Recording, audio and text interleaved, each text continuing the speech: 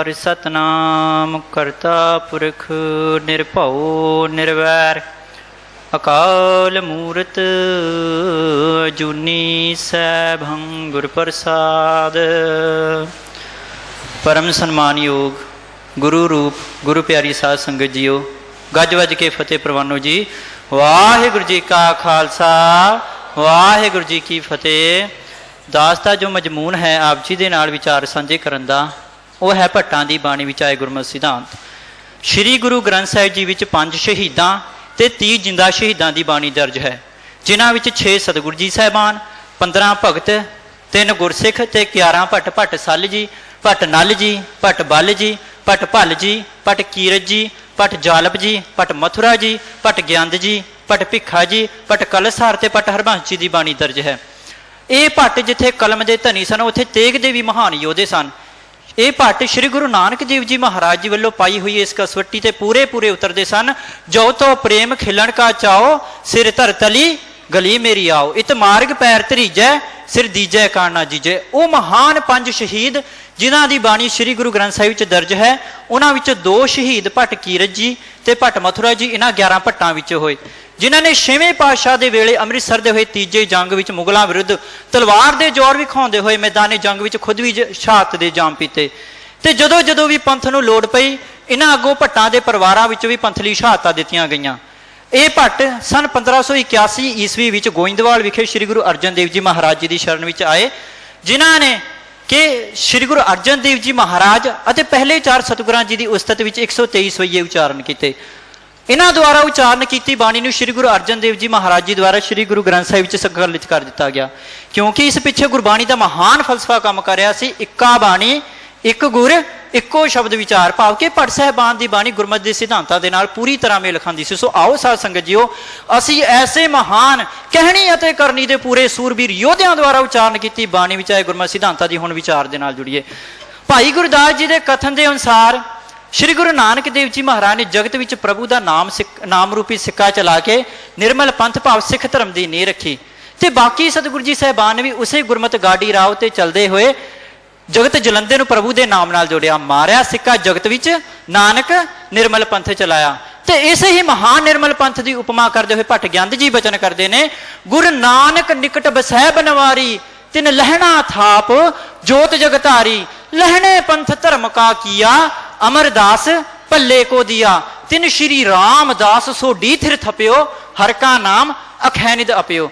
जगत विच प्रचलित 33 करोड़ देवी देवतियां अवतारां कर्म कांडां अडंबरां वहमां भरमां विच फसी हुई लोकाई नूं केवल एक अकाल पुरख वाहिगुरू जी दे नाल जुड़न दा उपदेश देंदे होए श्री गुरु नानक देव जी महाराज जी ने आख्या, ना देव दानवां नरां, ना सिद्ध साधिका धरां, अस्त एक दिगर कोई, एक तुई। ते इसे तरह केवल एक अकाल पुरख वाहिगुरू जी दे नाल जुड़न दा उपदेश देंदे होए भट्ट जालप जी सानू बचन करदे ने, तैं पढ़ियो एक, मन धरियो एक, कर एक पछाणियो, नैण बैण मोह एक एक, दो ठाए ना जानियो, सुपन एक प्रतख एक समह लीणो, 30 एक और 5 सिद्ध 35 ना खीणो, इको जे लाख लखों लख है, एक एक कर वरनियो, गुरु अमरदास जा लपन है, तू एक लोड़ है एक मन्नियो।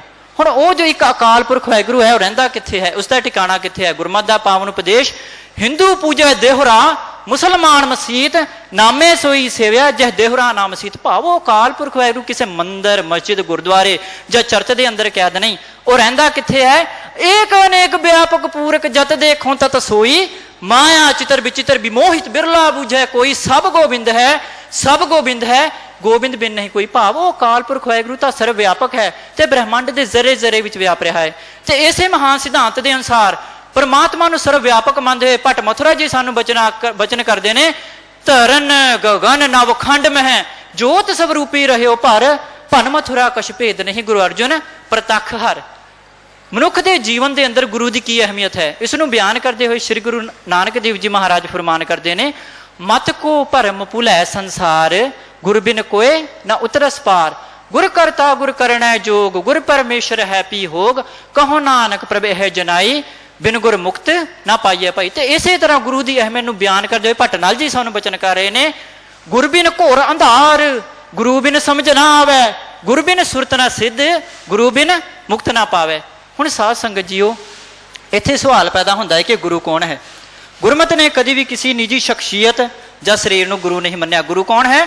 ਸ਼ਬਦ ਗੁਰ ਪੀਰਾ ਗਹਿਰ ਗੰਭੀਰਾ ਬਿਨ ਸ਼ਬਦੇ ਜਗ ਬਉਰਾਨ। ਭਾਵ ਕਿ ਸ਼ਬਦ ਹੀ ਗੁਰੂ ਹੈ ਤੇ ਕੇਵਲ ਸ਼ਬਦ ਗੁਰੂ ਦੁਆਰਾ ਹੀ ਮਨੁੱਖ ਦੀ ਵਿਕਾਰਾਂ ਤੋਂ ਖਲਾਸੀ ਹੋ ਸਕਦੀ ਹੈ।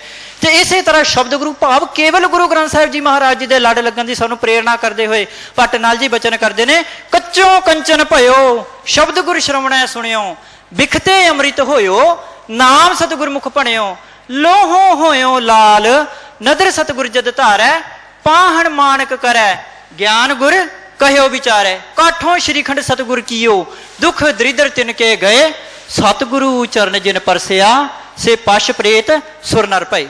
ਗੁਰਮਤਿ ਨੇ ਜਗਤ ਨੂੰ ਇਹ ਸਿਧਾਂਤ ਬਖਸ਼ਿਸ਼ ਕੀਤਾ ਕਿ ਸ਼੍ਰੀ ਗੁਰੂ ਨਾਨਕ ਦੇਵ ਜੀ ਮਹਾਰਾਜ ਜੀ ਤੋਂ ਲੈ ਕੇ ਜਿੰਨੇ ਵੀ ਗੁਰੂ ਵਿਅਕਤੀ ਹੋਏ ਉਹਨਾਂ ਸਾਰਿਆਂ ਦੇ ਅੰਦਰ ਇੱਕੋ ਉਸ ਪ੍ਰਮਾਤਮਾ ਦੀ ਸ਼ਬਦ ਰੂਪੀ ਜੋਤ ਵਰਤ ਰਹੀ ਸੀ।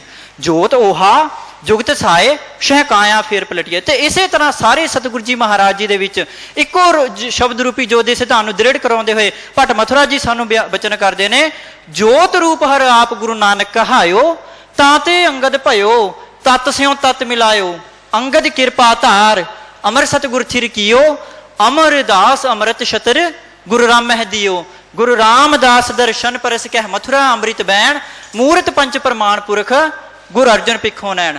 ਜਗਤ ਵਿੱਚ ਪ੍ਰਚਲਿਤ ਦੇਵੀ ਦੇਵਤਿਆਂ ਤੇ ਅਵਤਾਰਵਾਦ ਦੀ ਪੂਜਾ ਦਾ ਖੰਡਨ ਕਰਦੇ ਹੋਏ ਗੁਰਮਤਿ ਨੇ ਇਹਨਾਂ ਦੇਵੀ ਦੇਵਤਿਆਂ ਤੇ ਅਵਤਾਰਾਂ ਦੀ ਅਸਲੀਅਤ ਨੂੰ ਜਗਤ ਅੱਗੇ ਪ੍ਰਗਟ ਕਰਦੇ ਹੋਏ ਆਖਿਆ, ਬ੍ਰਹਮਾ ਵਿਸ਼ਨ ਮਹਾਦੇਵ ਤ੍ਰੈ ਗੁਣ ਰੋਗੀ, ਵਿੱਚ ਹਉਮੈ ਕਾਰ ਕਮਾਈ, ਜਿਨ ਕੀਏ ਤਿਸੈ ਨਾ ਚੇਤੇ ਬੁਪੜੇ ਹਰ ਗੁਰਮੁਖ ਸੋਜੀ ਪਈ। ਤੇ ਇਸੇ ਤਰ੍ਹਾਂ ਭੱਟ ਸਾਹਿਬਾਨ ਵੀ ਆਪਣੀ ਬਾਣੀ ਦੇ ਅੰਦਰ ਇਹਨਾਂ ਦੇਵੀ ਦੇਵਤੇ ਅਵਤਾਰਵਾਦ ਦੀ ਪੂਜਾ ਦਾ ਖੰਡਨ ਕਰਦੇ ਹੋਏ ਕੇਵਲ ਅਕਾਲ ਪੁਰਖ ਵਾਹਿਗੁਰੂ ਨੂੰ ਜਗਤ ਦੇ ਜੀਵਨ ਦਾ ਆਧਾਰ ਮੰਨਦੇ ਹੋਏ ਭੱਟ ਗਿਆਨਤ ਜੀ ਸਾਨੂੰ ਬਚਨ ਕਰਦੇ ਨੇ, ਬ੍ਰਹਮਾ ਵਿਸ਼ਨ ਸਿਰੇ ਤੇ ਅਗੰਤ ਤਿਨ ਕੋ ਮੋਹ ਪਿਆ ਮਨ ਮਦਕਾ, 84 ਲੱਖ ਜੋਨ ਉਪਾਈ ਰਿਜਕ ਦਿਆ ਸਭ ਹੂੰ ਕੋ ਤਦਕਾ, ਸੇਵਕ ਹੈ ਭਰਪੂਰ ਜੁਗ ਜੁਗ ਵਾਹਿਗੁਰੂ ਤੇਰਾ ਸਭ ਸਦਕਾ। ਗੁਰਮਤਿ ਨੇ ਜਗਤ ਨੂੰ ਸਿਧਾਂਤ ਬਖਸ਼ਿਸ਼ ਕੀਤਾ ਕਿ ਉਹ ਅਕਾਲ ਪੁਰਖ ਵਾਹਿਗੁਰੂ ਮੁਕੰਮਲ ਹਸਤੀ ਹੈ, ਉਸ ਦਾ ਕੋਈ ਵੀ ਦੂਜਾ ਸ਼ਰੀਕ ਨਹੀਂ।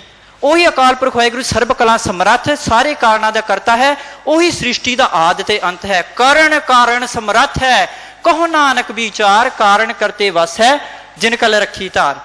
ਤੇ ਇਸੇ ਮਹਾਨ ਸਿਧਾਂਤ ਦੀ ਤਰ੍ਹਾਂ ਅਕਾਲ ਪੁਰਖ ਵਾਹਿਗੁਰੂ ਜੀ ਦੀ ਹਸਤੀ ਨੂੰ ਮੁਕੰਮਲ ਮੰਨਦੇ ਹੋਏ ਭੱਟ ਗਿਆਨ ਜੀ ਸਾਨੂੰ ਫਰਮਾਨ ਕਰਦੇ ਨੇ, ਕਾਲ ਕਲਮ ਹੁਕਮ ਹਾਥ ਕਹੋ ਕੌਣ ਮੇਟ ਸਕੈ, ਈਸ਼ ਬ੍ਰਹਮੇ ਗਿਆਨ ਧਿਆਨ ਧਰਤੀ ਹੀ ਹੈ ਚਾਹੇ ਜਿਓ, ਸਤ ਸਾਚ ਸ਼੍ਰੀ ਨਿਵਾਸ ਆਦਿ ਪੁਰਖ ਸਦਾ ਤੂੰ ਹੀ, ਵਾਹਿਗੁਰੂ ਵਾਹਿਗੁਰੂ ਵਾਹਿਗੁਰੂ ਵਾਹਿ ਜੀਓ। ਸਾਧ ਸੰਗਤ ਜੀ ਇੱਥੇ ਹੀ ਬਸ ਨੇ। ਇਸੇ ਤਰ੍ਹਾਂ ਸਾਨੂੰ ਰਾਜ ਯੋਗ ਭਾਵ ਗ੍ਰਸਥ ਧਰਮ ਦਾ ਮਾਰਗ, ਅੰਮ੍ਰਿਤ ਵੇਲੇ ਦੀ ਸੰਭਾਲ, ਨਾਮ ਦੀ ਪ੍ਰਧਾਨਤਾ, ਅਰਦਾਸ ਦੀ ਅਹਿਮੀਅਤ, ਸਤਿਗੁਰੂ ਜੀ ਦੀ ਸੇਵਾ, ਸਤਿਗੁਰੂ ਜੀ ਦੀ ਉਸਤਤ, ਕਰਮ ਕਾਂਡਾਂ ਦਾ ਖੰਡਾ ਤੇ ਕੇਵਲ ਨਾਮ ਸਿਮਰਨ ਦੇ ਨਾਲ ਜੁੜਨ ਜੇ ਅਨੇਕਾਂ ਹੀ ਗੁਰਮਤਿ ਸਿਧਾਂਤ ਸਾਨੂੰ ਭੱਟ ਸਾਹਿਬਾਨ ਦੀ ਬਾਣੀ ਵਿੱਚੋਂ ਪ੍ਰਾਪਤ ਹੁੰਦੇ ਹਨ। ਪਰ ਇਸ ਦੇ ਬਾਵਜੂਦ ਵੀ ਕਈ ਵਿਅਕਤੀਆਂ ਵੱਲੋਂ ਸਮੇਂ-ਸਮੇਂ ਤੇ ਸ਼ੰਕਾ ਕੀਤੀ ਜਾਂਦੀ ਰਹੀ ਕਿ ਭੱਟ ਸਾਹਿਬਾਨ ਦੀ ਬਾਣੀ ਦੇ ਅੰਦਰ ਤਾਂ ਸਤਿਗੁਰੂ ਜੀ ਮਹਾਰਾਜ ਜੀ ਦੀ ਉਸਤਤ ਕੀਤੀ ਗਈ ਹੈ, ਫਿਰ ਆਖਿਰ ਕਿਉਂ ਸਤਿਗੁਰੂ ਜੀ ਮਹਾਰਾਜ ਜੀ ਨੇ ਭੱਟਾਂ ਦੁਆਰਾ ਕੀਤੀ ਗਈ ਆਪਣੀ ਉਸਤਤ ਨੂੰ ਸ੍ਰੀ ਗੁਰੂ ਗ੍ਰੰਥ ਸਾਹਿਬ 'ਚ ਦਰਜ ਕਰ ਦਿੱਤਾ। ਸੋ ਸਾਧ ਸੰਗਤ ਜੀ, ਸਾਡੇ ਹਿਰਦੇ ਵਿੱਚ ਸਭ ਤੋਂ ਪਹਿਲਾਂ ਦ੍ਰਿੜ ਨਿਸ਼ਚੈ ਹੋਣਾ ਚਾਹੀਦਾ ਹੈ ਕਿ ਸ੍ਰੀ ਗੁਰੂ ਗ੍ਰੰਥ ਸਾਹਿਬ ਜੀ ਮਹਾਰਾਜ ਜੀ ਦੀ ਸੰਪੂਰਨ ਬਾਣੀ ਨਿਰੋਲ ਸੱਚ ਹੈ। ਤੇ ਇਸ ਖਸਮ ਕੀ ਬਾਣੀ ਦੇ ਅੰਦਰ, ਇਸ ਧੁਰ ਕੀ ਬਾਣੀ ਦੇ ਅੰਦਰ ਕੇਵਲ ਇੱਕ ਅਕਾਲ ਪੁਰਖ ਵਾਹਿਗੁਰੂ ਜਿਸ ਦੀ ਸ਼ਬਦ ਰੂਪੀ ਜੋਤ ਦੀ ਉਸਤਤ ਕੀਤੀ ਗਈ ਹੈ, ਕਿਸੇ ਸਰੀਰ ਜਾਂ ਨਿੱਜੀ ਸ਼ਖਸੀਅਤ ਦੇ ਨਹੀਂ। ਮਿਸਾਲ ਦੇ ਲਈ ਭਗਤ ਨਾਮਦੇਵ ਜੀ ਬਚਨ ਕਰਦੇ ਨੇ, ਸਗਲ ਕਲੇਸ਼ ਨਿੰਦਕ ਭਇਆ ਖੇਦ, ਨਾਮੇ ਨਾਰਾਇਣ ਨਾਹੀ ਭੇਦ। ਭਗਤ ਕਬੀਰ ਜੀ ਆਖਦੇ ਨੇ, ਅਬ ਤੋ ਜਾਏ ਚੜੇ ਸਿੰਘਾਸਨ ਮਿਲੇ ਹੈ ਸਾਰਿੰਗ ਪਾਣੀ, ਰਾਮ ਕਬੀਰਾ ਏਕ ਭਏ ਹੈ ਕੋਏ ਨਾ ਸਕੇ ਪਛਾਣੀ। ਸ਼੍ਰੀ ਗੁਰੂ ਅਰਜਨ ਦੇਵ ਜੀ ਮਹਾਰਾਜ ਫਰਮਾਨ ਕਰਦੇ ਨੇ, ਨਾਨਕ ਸੋਧੇ ਸਿਮਰਤ ਵੇਦ, ਪਾਰ ਬ੍ਰਹਮ ਗੁਰੂ ਨਾਹੀ ਭੇਦ। ਸਾਧ ਸੰਗਤ ਜੀ, ਹੁਣ ਇੱਥੇ ਭਗਤ ਨਾਮਦੇਵ ਜੀ, ਭਗਤ ਕਬੀਰ ਜੀ ਅਤੇ ਸ਼੍ਰੀ ਗੁਰੂ ਅਰਜਨ ਦੇਵ ਜੀ ਮਹਾਰਾਜ ਆਪਣੇ ਆਪ ਨੂੰ ਪਰਮਾਤਮਾ ਨਹੀਂ ਆਖ ਰਹੇ। ਜੇ ਇੱਥੇ ਕਿਸੇ ਦੀ ਉਸਤਤ ਕੀਤੀ ਜਾ ਰਹੀ ਹੈ ਤੇ ਉਸ ਕੇਵਲ ਸ਼ਬਦ ਰੂਪੀ ਜੋਤ ਦੀ ਜਿਹੜੀ ਇਹਨਾਂ ਸਾਰੇ ਮਹਾਂਪੁਰਖਾਂ ਦੇ ਹਿਰਦੇ ਵਿੱਚ ਵਰਤ ਰਹੀ। ਸੋ ਸਾਧ ਸੰਗਤ ਜੀ, ਸਾਨੂੰ ਲੋੜ ਹੈ ਸਾਰੀ ਸ਼ੰਕਿਆਂ ਦਾ ਤਿਆਗ ਕਰਦੇ ਹੋਏ ਭੱਟ ਸਾਹਿਬਾਨ ਦੀ ਬਾਣੀ ਅੰਦਰ ਬਖਸ਼ਿਸ਼ ਕੀਤੇ ਗੁਰਮਤਿ ਸਿਧਾਂਤਾਂ ਅਨੁਸਾਰ ਆਪਣਾ ਜੀਵਨ ਢਾਲੀਏ, ਤਾਂ ਕਿ ਫਿਰ ਸਾਡੇ ਸਹਿਜੇ ਹੀ ਹੋ ਜਾਣ ਇਹ ਲੋਕ ਸੁਖੀਏ ਪਰਲੋਕ ਸੁਹੇਲੇ। ਨਾਨਕ ਹਰ ਪ੍ਰਭਾਪੇ ਮਿਲੇ ਜਿਨੀਆਂ ਕੋ ਬੇਨਤੀਆਂ ਪ੍ਰਵਾਨ ਕਰਨੀਆਂ ਜੀ। ਪਿਆਰ ਸਹਿਤ ਪ੍ਰਵਾਨੋ ਜੀ। ਫਤਿਹ। ਵਾਹਿਗੁਰੂ ਜੀ ਕਾ ਖਾਲਸਾ, ਵਾਹਿਗੁਰੂ ਜੀ ਕੀ ਫਤਿਹ।